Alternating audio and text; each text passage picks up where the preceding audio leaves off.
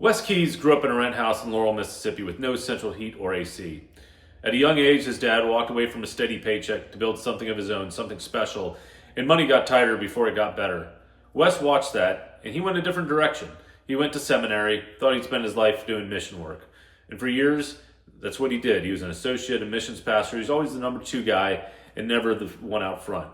And then someone called and asked him to lead a small West Dallas charity. There's 8 employees, a small budget, one site. He almost said no. He didn't see himself as a leader yet. But thankfully for Brother Bill's helping hand, Wes took the opportunity, and 8 years later, he's their CEO. He's got over 45 employees, many of which were the neighbors in which he served. The budget's increased by 5 times. They have 6 sites, and they've served more than 2.5 million meals last year to 35,000 neighbors. So the preacher turned out to be a builder. Wes will tell you he didn't get there on talent. He got there on hustle, and on learning when to take his hands off the wheel and let other people shine. Wes is one of my favorite guys in Dallas, a good friend, one of the best conversations we've had on the show. This is the Grit Mindset. Let's get into it. This is Matt Rosen, and this is the Grit Mindset with me, your host, Matt Rosen. The mission of the Grit Mindset is to inspire and empower listeners by delving deep into the journeys of those who have faced significant challenges and emerged stronger. Through authentic conversations, we uncover the mindsets, strategies, and lessons that have propelled these individuals to overcome adversity and achieve success. My aim is to provide actionable insights and real-world advice to help our listeners cultivate their own grit and navigate their personal and professional lives with confidence and resilience. Hello, everyone. Thanks for tuning in. Welcome to the Grit Mindset with Matt Rosen, and yours truly is the host, Matt Rosen. Today, I'm joined by a great friend of mine. I'm looking forward to introducing, named Wes Keyes. He is the CEO of Brother Bill's Helping Hand. It's my favorite charity. It's in West Dallas, where he and I both live. So without further ado, Wes, welcome to the show. Hey, Matt, thanks for having me. It's a pleasure and excited to be on this podcast. I hear I'm number 7. Number 7, yeah. Tell us And about that's number actually 7. my lucky number. I was number 7 all through high school and college and baseball. And whatever reason, that number stuck with me. My son is actually number 7 too in baseball. So, yeah. Yeah, 7th episode of the show. Glad it worked out that way. That's your lucky number. So if you would, tell us a little bit about yourself and what you're doing these days. Yeah, so name's Wes Keyes. I grew up in a little town called Laurel, Mississippi, in the county of Jones, the free state of Jones. If you know anything about that part of Mississippi during the Civil War, we seceded from the Union of the Confederates, became a free state. Now we're really known for a little TV show called Hometown on HGTV. Our friends Ben and Aaron, they run that show. It's really awesome. But I grew up in the Piney Woods, Laurel, Mississippi, went to West Jones High School, graduated from there, and just knew I wanted to go do the ministry, wanted to do nonprofit work, wanted to do something helping others out. And I went to a little small Baptist school in William Carey University, played baseball there, also studied religion and Spanish. And then somehow, some way, the good Lord brought me to Texas as quick as I could get here. I got to Baylor University, did my master's degree there in divinity. Thought I was going to go overseas and do work like that. As it turned out, I came to some churches and started working in the Oak Cliff area where we do live. And, man, just fell in love with helping others and unlocking other people's desire to really love their neighbor. And was a missions pastor for a while, did another nonprofit gig for a bit, and ended up May 15th, I will be at Brother Bill's for 8 years as CEO there. And Brother Bill's organization, if you know anything about it, it's a wraparound service nonprofit. We do everything from, we have a clinic on site, we do after-school programming, we have a big grocery store, we do Pathways job training program, we have 8 different locations around the Metroplex, 5 food pantries, a ton of different things going on, everything from helping people with all their essentials of life needs, to empowering them through learning, to hopefully one day losing them to success so they don't need us anymore. Our whole goal is to wrap around the family that's experiencing poverty and give them everything, every tool they need to escape that. Yeah, it's a truly awesome cause. So not only have you had to display a lot of grit to get where you are, but you have to see a lot of our neighbors display grit to get, not have to use your services anymore, I bet. Yeah, the most gritty people that I know are those people that we serve. I've got 10 employees right now who have actually graduated from our job training program who are now working at Brother Bill's full-time, got a retirement account, got their insurance, a livable wage. Like, so that kind of stuff is what really gets me up in the morning once to go, is to see people who have experienced poverty show up at Brother Bill's, need food. Like, think about that essential, like, they need food. They don't have any health care. They show up in our doors, they take part in that, and they're like, you know what? This organization offered me a little bit more. So if I can go in here and I can grab hold of some of their, maybe I need to learn English, right? Or maybe I need to get my GED, or perhaps I just need to learn how to interview and how to get rid of some of my bad habits of finance. When they learn that bit and they go, it takes the next level. I think about Maria. She's our director of social services. Director, like reports to me. She came to get groceries at Brother Bill's, found about our Pathways job training program, was the president of her little Pathways class, finished that up. We got her a job working at a tech company, and she came back to volunteer with her husband. And I looked at her and I said, she's awesome. She's coming back to volunteer. Why didn't we hire her? And so we did. We stole her from the other company. And she worked her way up and created an entire department now that is serving people with rental assistance, with taking care of the utilities. We're even doing a spay and neuter clinic with the Reese Jones Foundation. So she's just made this whole thing, her whole department is something that we never had before, Brother Bill's, and that determination, like, man, it gets me up in the morning if I come to work for people like her. That's incredible. What do you think you and the organization have done to inspire the grit and determination that you've seen some of your, the people you serve now become those that are serving? I think we started real small at Brother Bill's. When I inherited Brother Bill's, we had 8 employees, and now we're at 45. And we had a $700,000 budget. Now it's like $3.7 million. And we didn't really even know we weren't like trying to grow and do those things. It's just kind of the things that God put in our laps. And we just said, we got to answer this call, right? We got to do. And so we started off scrappy. We're still kind of scrappy. I mean, I don't even have a development team. We outsource that. I don't even have an executive assistant. We outsource that. So like, everything we do is like still pretty grassroots, and we know that. We know we got to work hard to get to where we're going to be. Yeah. And so we're not really flashy. But because we know the people that we're working with, that we hire, so many of them don't have college degrees, some don't have high school degrees, but they want to change their life for the better. And so as an organization, we try to find those people who care about loving their neighbors more than themselves. And when we find those folks, the grit takes part of it, because if you're motivated to help others because of some higher purpose, some higher calling, or you yourself experience some sort of poverty or a hard time in your life, the motivation just keeps on going and going and going. No, that's incredible, that what you do for the community, and one of the reasons I love working alongside Brother Bill's.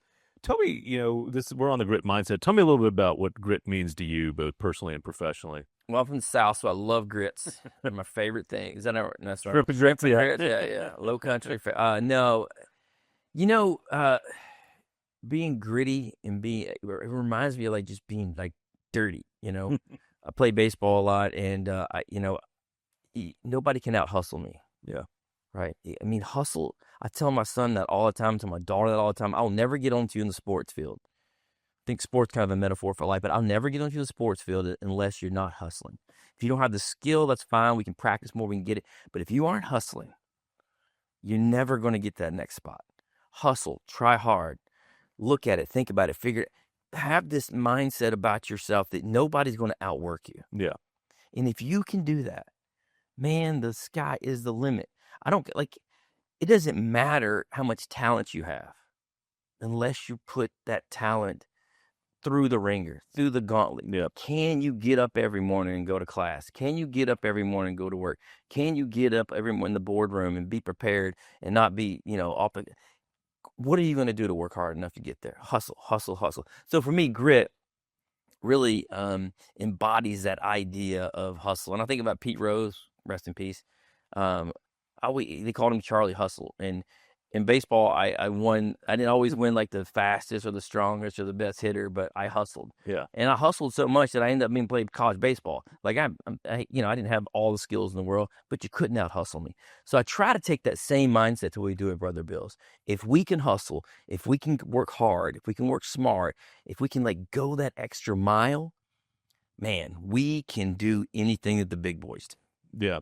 No, it's incredible what you built, and like to have the listeners have you take a step back and like, where did that come from, and what in your early life influenced that grit mentality and that hustle that you've displayed throughout your life? Yeah, man.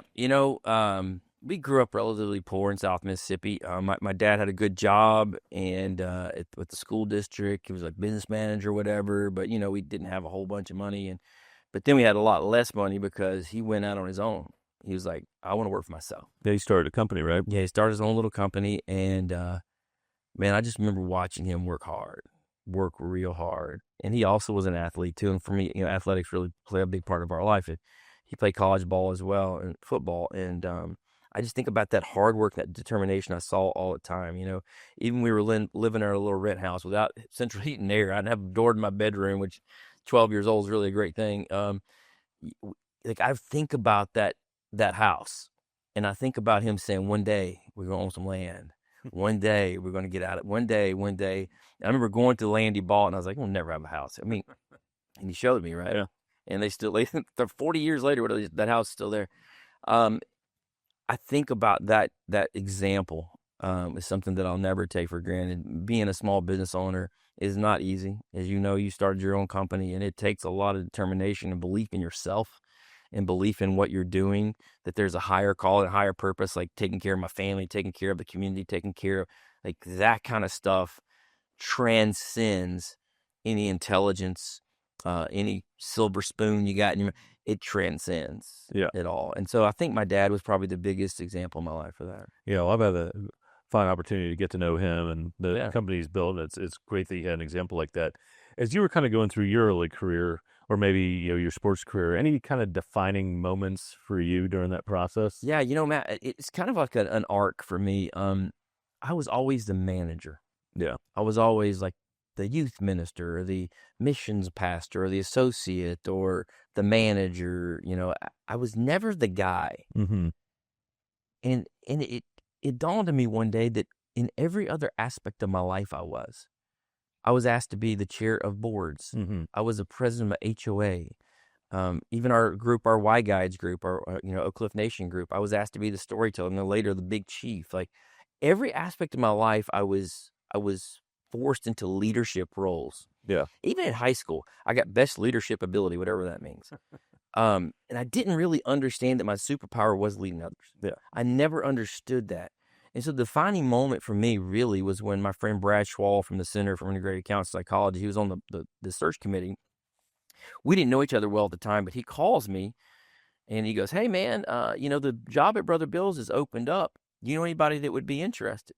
Which I've learned now is code word for I want you, and I've done that with a couple people too for different jobs.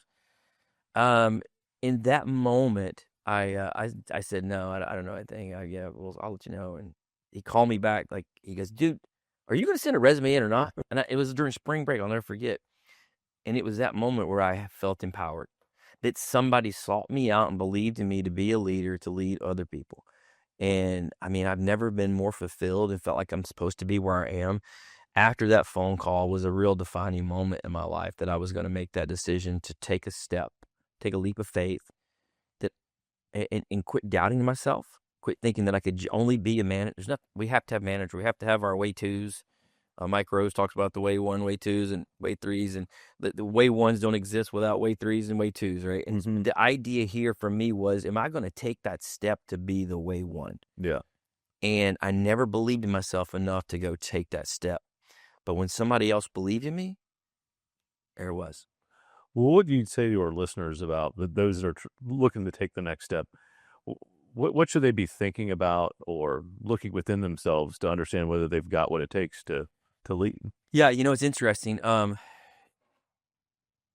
One thing I would say, this may sound like a really weird thing to say, but are you okay with taking your hand off the product and letting others get credit for the work? Yeah. If you're okay with that, if you're okay with not having your hands in everything and being able to step back and see others live out your vision, work your vision, you still got to, course correct here and there. Yeah. But if you are okay with people doing that, I think you have what it takes to lead. Yeah. I think it's a big part of it. Is it's your problem when they fail, but when they succeed, you get the hell out of their way and let them shine. I was talking to a new CEO yesterday, and he came to a Brother Bill's, and he's in the nonprofit world too. Awesome guy, and he was asking great questions, and I was like, dude, he's like, I'm just starting my first year. I was like, dude, I remember being that first year in your shoes, and you got bored, and you got people you're working, like it is rough, and you took over from like a really, really powerful founder, so they did a great work, and they retired, and like, you're in it now, bro. Yeah. And he goes, yeah, and I've always been one that like was doing the COO job, making sure the strategy is implemented, making sure like hands on, like, working it. And he says, now I have to realize the best and highest use of my time is to encourage others to do the work and be okay. Was it Truman that said there's no limit to what we can do if nobody cares who gets the credit for it? Right? And that mindset. Great thing. It is just so important. Like, I don't care if my name is ever on the building at Brother Bill's, right? I don't care if my name is ever, behind an airplane going through, Destin Beach in Florida saying, hey, Wes Keyes is the CEO, but look at him, check him out. I don't care about any of that stuff. What I care about really is the mission. And the mission of Brother Bill's is to minister to the entire city of Dallas by ensuring essential life, empowering through learning, and by enriching the lives of our neighbors' faith, family, fitness, fun. If we can take care of essentials of life, empower, and see lives transformed, and nobody knows my name, we succeeded, right? Yeah.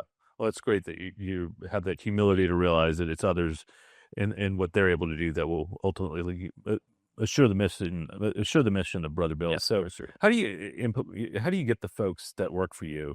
Some of them have grown up in the Brother Bill system, but there are others that have come in. How do you get them to embody that spirit of grit and hustle that you hold so dear? Yeah. So when I hire anybody, I will tell them this. I said, I don't want to worry about your department. I don't want to care about your department. I don't want to have to be in here every day at your department. I remember Ivan, when I hired Ivan, I was like, hey, look, the clinic's kind of in shambles right now. Yeah. I was like, I don't want to worry about it anymore. And I'm going to give you both the authority and the responsibility to me not hold your hand. Are you okay with that kind of leadership? And if they are, it works great. Some people need a little hand holding, and those people just can't, those aren't going to work for me. Yeah. And so what you have to be is in your own little fiefdom at Brother Bill's, your own little silo. We're having our all staff meeting together. So today, try not to be so siloed, but we have, 8 different locations around the Metroplex. Like you're going to have your little silos from time to time. You're in charge of that. I can't be at all those places anymore. I cannot go to all of your stuff and help you run it. So you're going to have to do, and this is Professor Treadwell in seminary taught me this phrase, and we all have kind of used it. All my buddies that graduating, it was real simple, but it's look at it, think about it, figure it out. And I give you that authority and responsibility to look at it, think about it, and figure it out. I like that. Look at it, think about it, figure it out. It's pretty good. And the next thing I tell people, I have a lot of mantras, and I'll steal some of them from a lot of places. I have very little original content.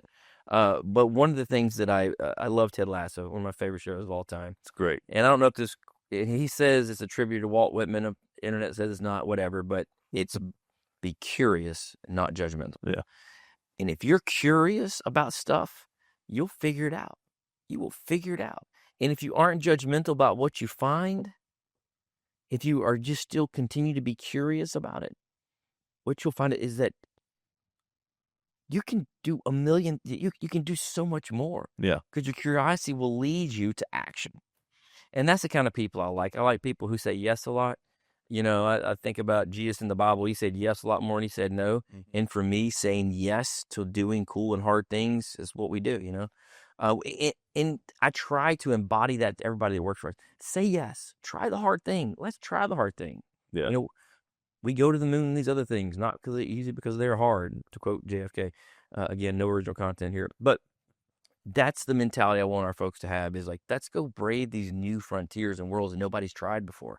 Or that maybe we've tried and failed before, but why do we fail? Like, why do we fail? How can we make that better? And I've got an army of people that are just triers. Yeah. Well, you mentioned the word failure, and I always think failures are great teachers. So could you share with us a story as you've moved into your leadership roles where you failed and what you learned from it and how you overcame it? I'll never forget, it was an employee, and we were talking, and it was a very sensitive subject, and I forgot that she had experienced something like that in the past, and I just made like this blanket statement comment without caring about her feelings. I'll never forget this, and this is the first. I was very new in the role as a leader, and I'd never really had that many people under me at all, and I remember thinking at that moment, I've got to watch how I act. I've got to watch what I say. I've got to be sensitive when it's time to be sensitive and hard when it's time to be hard. I got to be direct when it's time. But I can't be mean.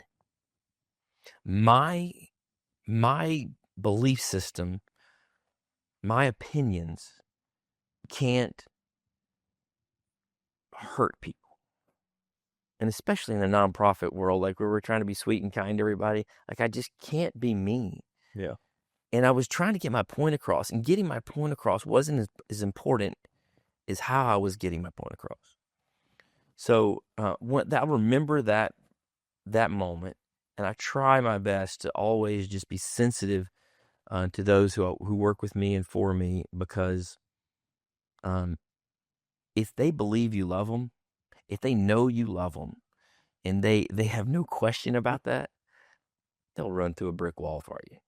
They'll go into that fire. Yeah, you've got a very inspired staff. I've had the pleasure of meeting quite a few of them, and they're doing great things at Brother Bill's. And if you haven't checked out Brother Bill's, highly encourage you. How do they find you? bbhh.org. That's brotherbillshelpinghand.org. We're on the website. You can look at us on Facebook, Instagram. We're on LinkedIn as well. I have a LinkedIn page there too. We'll make sure we link this to your page. Yeah, for sure. Yeah. Publish it. So, we've talked about how you inspire others, some of the things you learned through failure. How do you yourself on a daily basis? You're dealing with a lot of employees. You're dealing with a lot of constituents in the community. How do you yourself continue to foster that spirit of grit within you? What are like maybe some of the habits you have that keep you, centered and motivated? Lots of prayer. We are a faith-based organization, and unashamedly so. And we are rooted in prayer. Every morning, we as a collectively try to get together and pray. And me individually, I think that's when I find my most meaningful times of solace and vision and reconnection, is when I am reading scripture or when I'm praying. Or, the other place that I find it all the time is in nature. I've got to reconnect to nature. I'm a country boy at heart. I grew up on 3.5 acres. After my daddy, we moved us out of the rat hole house. I need it. I mean, I'm looking out here from our beautiful studio. There's trees around, but the buildings are so much higher than the trees. And where I grew up, trees were way higher than any buildings. And trying to understand that and reconnect with nature, for me, brings me back to a groundedness of what's important, what's meaningful. The earth. We serve so much food at Brother Bill's. Like, last year we did 2.7 million meals. Wow, that's amazing. Over 3.2 million pounds of food came through our doors, and we're on record to shatter that again this year. Where does that food come from? And reminding myself of where the food comes from, the ground that's tilled, the people that have to work those lands.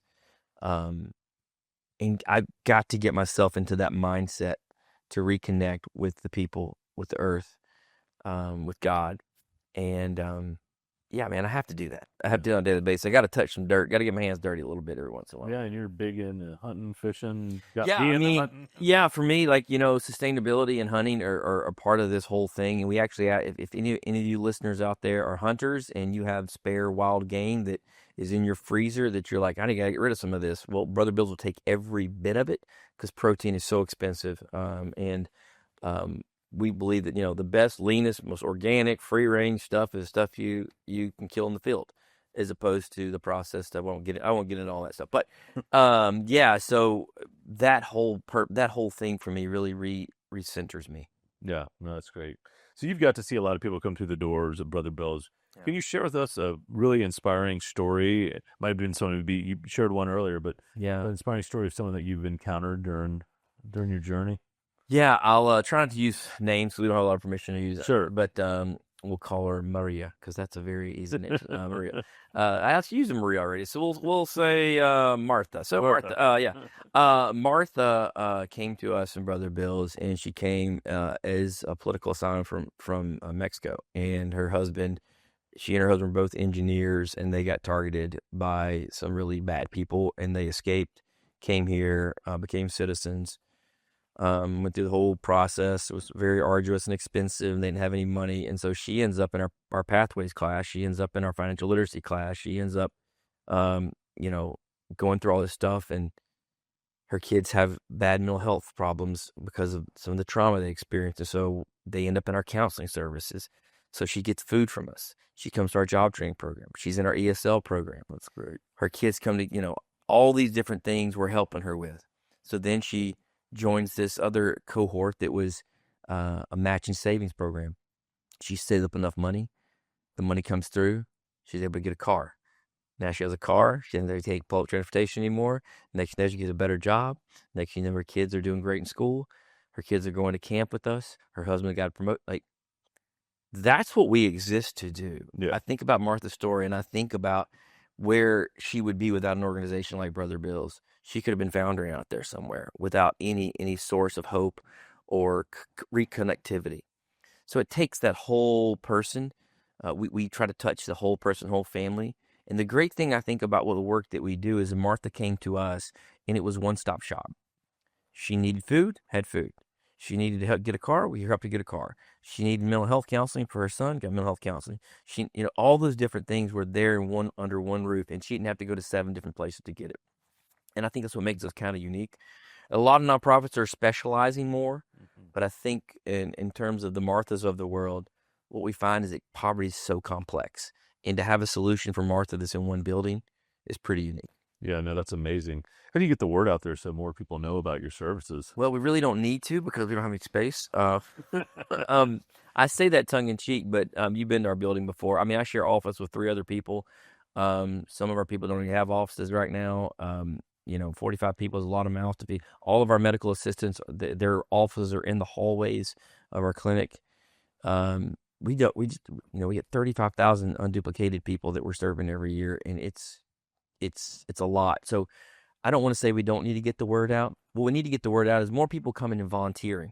We had 9,200 volunteers last year, and we need even more.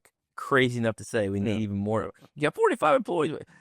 We need more volunteers, especially for our food service days, which are on Wednesdays and Thursdays and second Saturdays and Fridays. I mean, we have a lot of different opportunities to come and serve. All of those can be found at bbhh.org/volunteer. But yeah, I really want people to know what we do. We're an 81-year-old organization. We're in our 82nd year right now. And some people still don't know who we are. Yeah. And we've been around for a long, long time. The growth we've experienced in the last 3 years has been ridiculous. We never thought we were going to do more than we did during COVID. We did 1.3 million meals during COVID. We're like, oh my gosh, hope we never do that many again. That was terrible. It was crazy. And again, last year we did 2.7. We did more than double what we did during COVID. So the need is out there. So if I want to let anybody know what's going on, the need for people facing food insecurity is so high, still so high. And we need more laborers in the field, so to speak. Yeah. Well, hopefully listeners that are looking for an opportunity to volunteer that are in the DFW area can check it out. And I've volunteered many times myself. It's a great experience seeing the looks on faces when you give them food or, medical care or give them the kids a place to go after school. It's awesome. So, as we're kind of wrapping up here, are there some things you could share with the listeners about, maybe they're starting their entrepreneurial journey or they're looking to take a leadership role? What are some lessons learned or leave behinds? Yeah. You might have told your younger self if you'd realized. Yeah, I would say believe in yourself. Do not compromise your vision. When I inherited the work at Brother Bill's, there were some people there that were really good friends with the old executive director, and that was great. She did wonderful work, made sure we had, but I wasn't her. And I did not try to become her. I didn't go join the same church she was a part of. I didn't try to go fit. I wanted to keep some of those same donors and some same relations and continue some of the same programs and the same partnerships, but I wasn't her, and I wasn't going to lead like her. and may have been better, may have worked, but I was true to who I was, and I had a vision, I had a thought for myself what I was going to do, and that thought, that vision, it wasn't like I wrote it down on paper. It wasn't like I said, "Oh, I got a 5-year plan." I'm not that guy. I'm just not. That's not how I'm wired. Some people need that, and they need a journal and all. I don't. Not who I am. But I knew in my head, in my heart, the vision I had set for myself, and I stayed true to that, and I'm still true to that today. And what I found it did is that it was a breath of fresh air for so many people because it was a different leadership style. It wasn't, I don't want it to sound like it's a laissez-faire, like I'm never in the office kind of guy. No, it was very, very, very pointed, very direct, and it was very strategic. So think about who you are, what your leadership style is, and then when you find that, find people who want to follow that style. Because my style, some people, people don't work for me anymore that used to work for me because my style is not their style. They needed more hand-holding. They need more direction. I have to hire all entrepreneurs, which, by the way, means that I'll probably lose them someday because they're already good leaders, right? Yeah. And that's fine with me. I think about myself like I'd love to have like a Bill Belichick coaching tree, right? As opposed to being, just someone never leave here and getting mad with somebody. We had an employee who just took another position. Sad to lose her. Really sad, but I prayed for her and I was like, God, let it go do it. You're gonna be great. Yeah. And so like moving, like letting people move and do stuff and not being mad when they leave, like that's part of it. Wanting the best for each person that's there in your staff, because the better they are, the more happy they are, the better the work's gonna get done. But believe in yourself. Do not compromise your values. Do not compromise what you believe. You're being told, like you know the right way to do something, regardless of how many books you read. Like when you find out what your leadership style is, when you find out how you're supposed to do it, yeah, don't compromise on that. No, that's fantastic advice. Anything else you'd like to share before we wrap up this episode? No, I'm just first of all thankful to Matt and Aleda so much. You guys have been unbelievable supporters, volunteers, donors. Every time we do something at Brother Bill's, you guys are there with your family, whether it's Christmas or grocery. Like you guys show up and you bring your team out, and I'd love to see more organizations and more businesses follow the lead of Matt and Aleda and what they're doing to care about philanthropy. It's real easy to make a lot of money and just keep it to yourself, but when you're sharing it with others, man, it brings you a sense of fulfillment, but also we need it. Us nonprofits right now, especially with who knows what's going to be happening. A lot of funding that we have in the past, whether it's governmental funding, we don't know what's going to happen. There's a lot of us up in the air. We need the private foundations, the private companies to step up and do their part. And I promise you, we'll write you a nice thank you note, and we'll be real sweet to you, and all that stuff. So. Well, no, appreciate the shout out. No, philanthropy is a big part of, what my family believes in, giving back, to those that can't help themselves or those who are trying to better their lives through programs like Brother Bill's or STEM. So with that, Wes, thanks for coming on the show today. Thanks for being my friend. Thanks for doing what you do for the community. And for all those listeners out there, stay gritty.